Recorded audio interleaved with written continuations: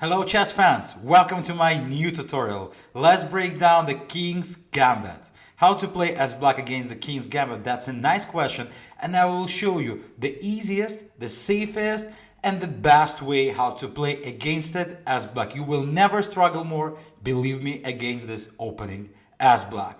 My name is Pavel Martinov, I welcome you here and let's start.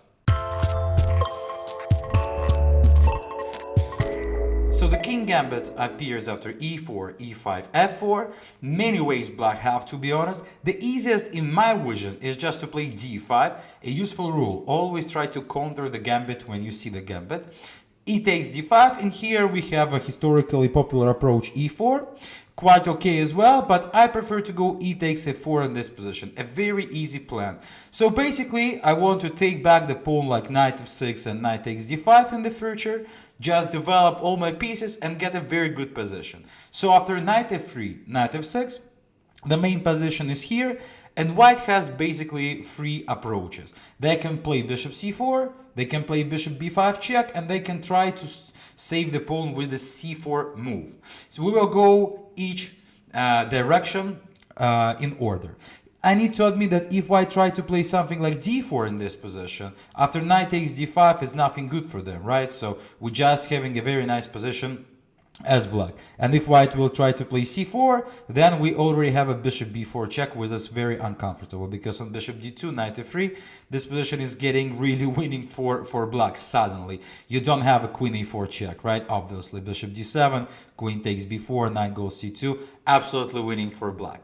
So that's the thing, and white need to choose something else here. Let's start with the c4, with the approach where white's trying to save the pawn hardly on d5.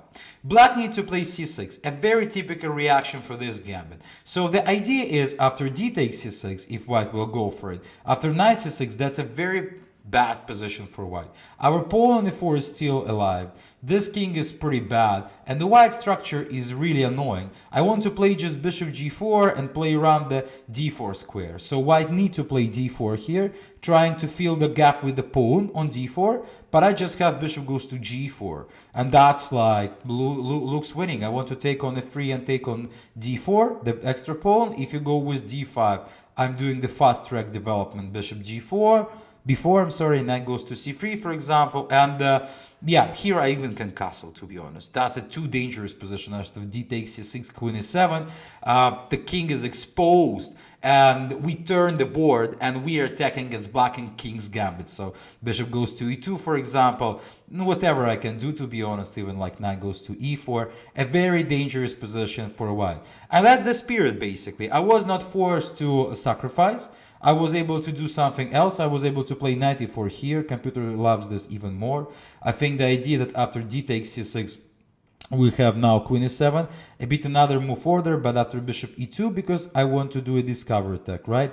So bishop e2 looks logical, rook d8, yeah, he gives here -3, so like queen should pass away, the bishop can return to f5, and that will be some discover attack. The king is disgusting on e1, right? And we have such a big advantage in development. So I want to highlight that if white trying to break the things, they will struggle, really struggle. That's why this d takes c6, knight c6 is absolutely comfortable for black. Remember this idea. It would be useful in any type of King's Gambit approach. So after c6, the best way for white, as we mentioned, to play d4 immediately. We can go here different directions. C takes d5 is a possible move. Bishop b4 looks quite cute. Knight c3, c takes d5. And basically we come to the position after bishop f4, castle, bishop e2 with the potential isolated pawn of white on d4. So we can grab immediately, d takes e4. Now the bishop is not coming in one tempo, he is coming in two tempos. We're using this typical strategy. And after bishop takes e4, we can play here queen e7. I like this position personally for black. White forced to do something, covers from check, like if knight goes to e5, for example, here, then knight c6, and already after the castle we have some tactical issue, knight takes d4.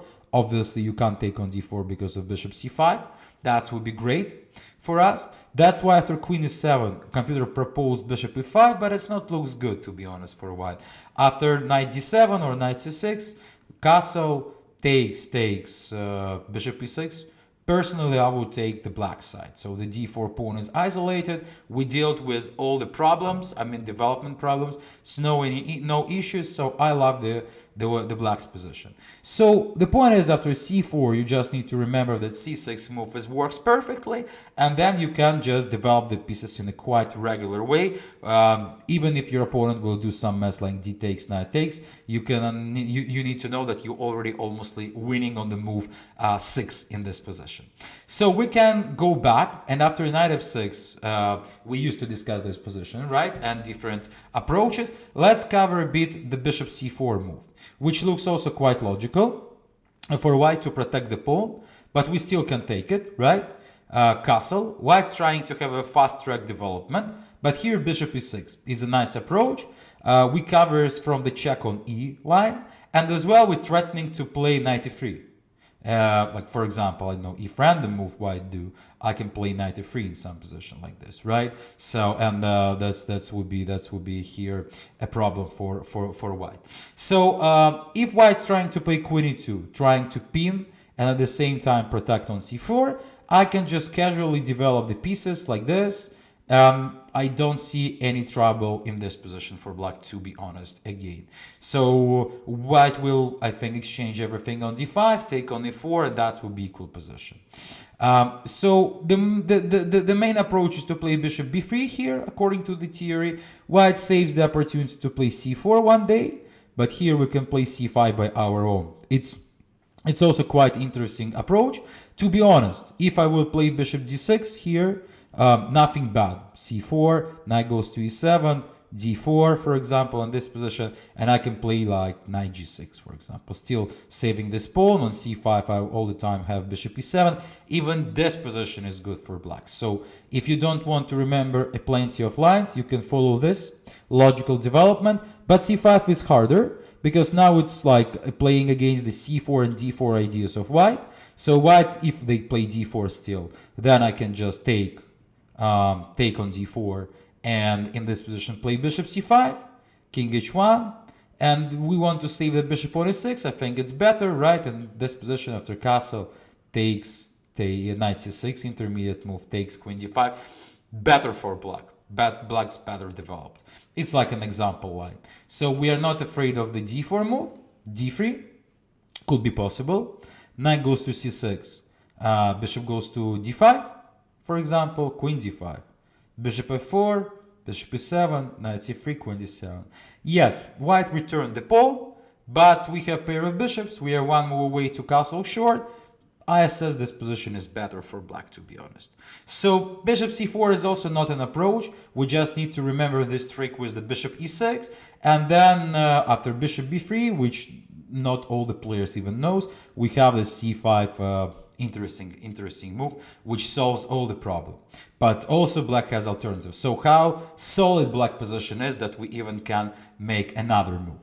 So after knight f6, returning back, we didn't speak about bishop b5 check, which is obviously looks dangerous, but it's not so. c6, very logical. We already know this idea. D takes, knight takes.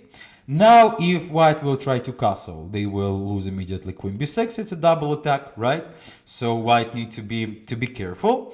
And d4 looks the best, the most aggressive. Bishop d6, very logical again, protecting the pawn on f4. So now if white goes calmly like castle, knight d2, I can just go rook e8. No problems at all in this position. I can push my bishop to g4, make a prophylaxis move h6 to create a window. Good position for black. The f4 pawn is still alive. I can even think about g5 one day.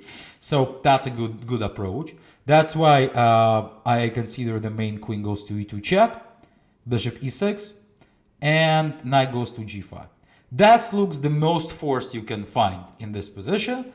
But here you need to remember that after castle, knight takes e6. It looks very, very dangerous for us, but we have a brilliant move, queen b6. And white has big problems with development. The e line is open towards us, and it's almost a losing for white. I mean the position. So if white trying to take all, Then I can just take on d4. Then, yeah, this position is already winning for black. So we'll take on b5 and the king issue. He will be never castled thanks for my queen on b6. That's really like, and the knight on f8 is, by the way, trapped as well. That's winning. That's winning. So bishop c6 maybe is the best try for white. B takes c6, we still ignore this rook, right? I mean, if you still takes the on f8, I now have rook e8. That's winning the queen. So knight g7 is the main line.